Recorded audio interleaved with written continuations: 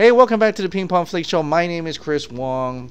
Before I get to the large DC topics, especially about Justice League, I want to let you know about a couple of things that has happened a few days ago and has happened today. First of all, Geoff Johns tweeted out the temperature in Toronto, and we all know what's happening in Toronto. David S. Sandberg and Zachary Levi are in Toronto right now as we speak, filming for Shazam.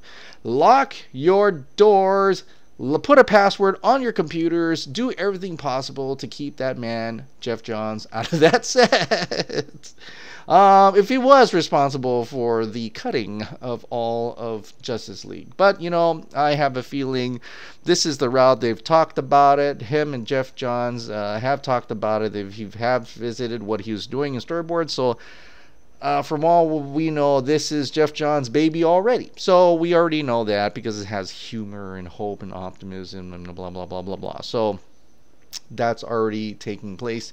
Geoff Johns is over there right now with David F. Sandberg, and they're filming already. So hope to see Henry Cavill sometime soon, hopefully. The FLASHPOINT Directors, John Francis Daly and Jonathan Goldstein, has revealed how they got the job for Flashpoint. Well, this is very interesting. So he said that Warner Brothers were interested in us, meaning those two, because of Game Night, the comedy that's coming out, and Spider-Man Homecoming. Because of that combination, they did kind of say, we'd like you to consider one of our movies. So we read a number of the scripts, and that was one. We're huge fans of the character. I collected the comic books as a kid. It was an exciting possibility.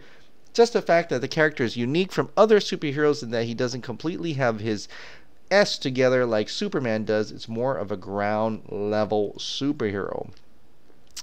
Goldstein said that his approach crafting a story which led in the lead in your superhero movies incredibly relatable is what Flashpoint and Homecoming have in common. It's a relatable way into a superhero movie in some of the ways that Peter Parker was for the Marvel side of things. Marvel side of things. Now, this is coming from our great friends and colleagues in Collider.com. So, remember when Kevin Tsujihara said, we're not going to go the Marvel route. We're going to do our own identity and be all DC. Yeah, that is bull crap. I mean, you literally looked into the regime of Marvel and you handpicked these two who were probably not totally in the pocketbooks of Marvel. They were part of Sony maybe, but you looked anyway and decided to pull them out. Hey, what movie you guys want to do? Just like how you do with Joss Whedon. What? You know, totally different from what you've been talking about. I would have rather had you pick out from your own camp over at New Line Cinema how you have done so far, or even from Warner Brothers like Chris McKay, who's making a lot of progress in Nightwing, and actually very conversational on Twitter, if you know what I mean. He's very he's almost pretty much revealing stuff, but not yet, not really. And then James Wan, and then David Sandberg, you know. But you pick these two. Of course, they are part of Warner Brothers in a way. Game Night, but that's a comedy, and I'm like, Flashpoint. I think by now you guys should really just call it Flash. Just do a Flash origin story. I will be happy with that. Flashpoint seems such a huge undertaking for you guys. Maybe you are good at what you do, but don't, you know, I'm still hesitant about that, and I'm still kind of wondering. You guys should just do an origin Flash and then set up Flashpoint later on, because we're going to be calling it Justice League 1.5, you know, for all intensive purposes. So I don't know. I'm still kind of wondering about that. Hopefully they got something together, but we won't know for sure until maybe later on we see a trailer or some storyboards or some kind of idea of what they plan to do. We'll probably know a lot more coming in San Diego Comic-Con. So that's that. Flashpoint. Hope you guys are still interested in that. So that would be that. Now on to the biggest news, and that is Justice League. The release came out yesterday, the digital release, and my God, I got it. Yes, because my kids saw it on my feed and they begged me. They wanted to watch it again because they haven't seen it since the movie theaters. So I said, fine, whatever. We've got the Fandango now, $4 discount. So okay, threw it on there and they got to watch it. It's great. They didn't bother, Fandango now though, did not bother to put the Return of Superman bonus scenes in that, so I did not get to see that on my 4K TV, which made me very upset. And why is that? Why do some versions of the digital release have bonus content and some don't? Like this one had the bonus content, no Return of Superman, and they didn't even bother just throwing it into the movie itself. You know what they bothered to do? They took out Rat Pack, the beginning of the movie, and they put Axis instead. They did that, but they didn't bother putting in a 2-minute scene in the movie. Like, is there a mandate? Is there a 2-hour mandate for the digital release as well, Kevin Sujihara? Do you mandate that? How many more TVs do you need to put on? That doesn't make sense. I see the theater 2-hour mandate, but why the digital release? But anyway, so anyway, they got to watch it. It looked really nice on 4K TV, although the lip gate is even more obvious watching that, and even more obvious felt itchy scenes, and it just didn't really,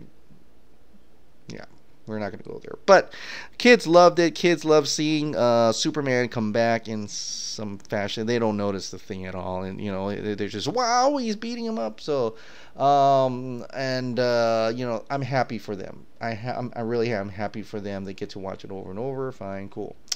But there is something that came out today. And it's all revealing. And it is this storyboard that is shown right here. What appears to be, and it's very familiar figure on the top, is DARKSEID. DARKSEID! Huh? DARKSEID? Like, he was supposed to be in the movie, and yeah, we know about that Kevin Smith. Sorry, I'm sweating because it's like super humid. Kevin Smith, that podcast or whatever, that show, and then they mentioned that DARKSEID was supposed to be in it. Superman snaps to a connection to the Knightmare sequence, sees DARKSEID, and he snaps out of it and defeats Steppenwolf at the end. So they have talked about that. There was a lady in the crowd who even said that, it was not finished, but it was quite there. So it's more than, compared to that, it's more than a storyboard, right? But on the storyboard, someone had, I'm just totally not getting your name. What was, you know what?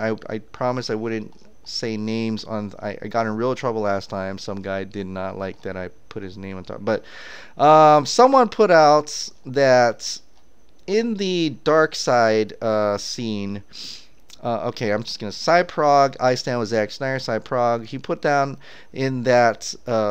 And there's a brief scene in the official trailer 1 that was released on March 25th in Zack Snyder, Justice League movie, and it shows what looks like that scene where the mother box explodes and expands. So that part was fully visual effects was already done for that part. So it got you thinking like, okay.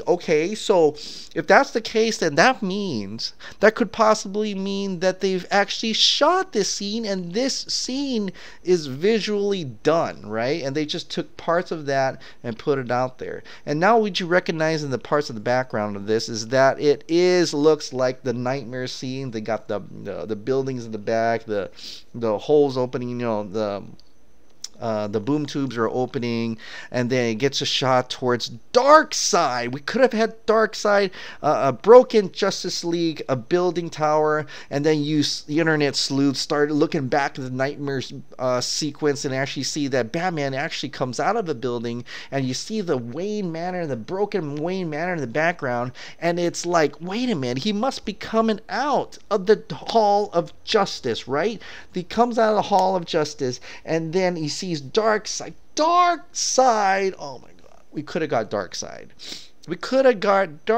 Now, we don't know which part of the movie it is. If we're going to believe that lady that was towards the end of the film, then that's kind of cool too. It's kind of like a cool cameo and things. But the part that it really bugs me is that when I watched Justice League, and I was really bugged and betrayed that we never got any more of the Knightmare sequence. And before that, a lot of people were saying, well, come on, you know, like the Flash, he warned Bruce, and he told him about Superman, and that's why Lois is the key. That's why we'll never see them, because this is a different alternate reality. Well, I'm thinking it's such a shame to have that whole thing set up and not actually amount to anything, right? And then I'm like thinking, well, wait a minute. If Darkseid was supposed to be in this, we're gonna have the Knightmare sequence. We're gonna have there's a Hall of Justice League. Why would Flash tell him, find us, Bruce? And then the whole thing was him to get the Justice League together so that future would never happen. Then why would there be the Hall of Justice League? That means the Hall of Justice League formed, everything was okay, but still Darkseid still happened. And the best future, you know, message from another timeline type movie, that type of movie where someone tries to fix a present time, the best movies is when whatever you do, it still happens. Kind of like how Terminator 3 Rise of the Machines, right? It was a pretty good movie, and then towards the end it made a better movie because whatever John, God, I'm losing my mind, I don't remember. John, the guy who's the rebel, whatever, the Resistance, whatever he did, it didn't matter. He went to the bunker, and then you know, Judgment Day happened anyway. So the best type of movies with timeline and stuff is when you know it will happen anyway. So yeah, maybe Lois will die, I don't know, but or Superman's meant to believe that and he'd be evil and stuff, but it would have happened. And I think those are the best stories, right? To have it connect together. Even in the trailers that about they totally cut this part out where Batman's like, I had a dream. There's something darker, you know. All that connects to the Man of Steel, to Batman v Superman, to that Knightmare sequence. It brings it all together. It makes much more sense. It makes much more. It could have been a more epic trilogy. And then Part 2 would have happened. Justice League Part 2, it could have been just Justice League versus Legion of Doom. It could have been Justice League versus Legion of Doom, sure.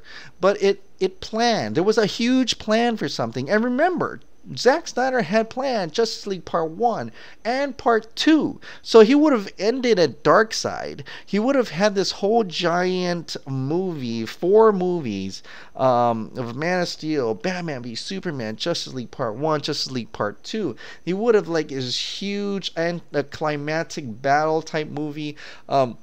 Ending up with Darkseid. He had this envision of this awesome experience before they totally ripped apart and threw a lot of these things away. Will they bring Darkseid later? I think they're probably gonna try to save him for later. They probably realize we don't want to end this early, you know, and so that's why they didn't do this, because they're looking in the long run.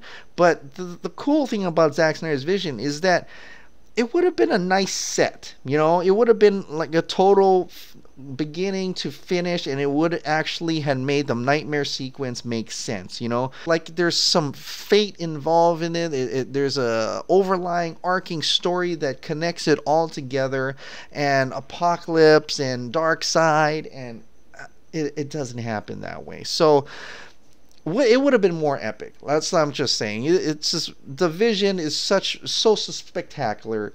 The vision would have been so much more cohesive, tying in things and like that. And you know, for people who didn't like Batman v Superman, why that Knightmare sequence happens, you just have you just have to be patient. You know, there's some story there that's weaving into other movies, and you guys are fine with Thanos showing up, but you're not fine with Darkseid. That just doesn't make sense. Just does not make sense. But anyway, I don't know if it's done. We don't know what could have happened or what would have happened, but just judging from this, and then by the way, Fleet Cast put out that there's going to be some revealing Green Lantern stuff tomorrow, or by the time you see this video. Excited for that, but going to be more sad and possibly more angry. But more stuff is coming out, definitely. More things are or just erupting out as soon as this thing released. So I don't know who's leaking them. I don't know who's leaking them. Maybe it's Zack Snyder himself, but someone's leaking them, and someone's putting it out there, and it's going wide open. I think more people are more aware of it now more than ever. So hopefully a Snyder cut will soon be coming, and I'll have more on what I think Warner Brothers will handle that, or how I think they could or could not handle that. All right. Well, anyway, what do you guys think about this new storyboard that came out? What do you guys think about FLASHPOINT Directors' comments and how they were chosen? And Geoff Johns in Toronto. Yeah. All right, guys. Thank you so much for subscribing. Thank you so much for watching. I'll see you next time.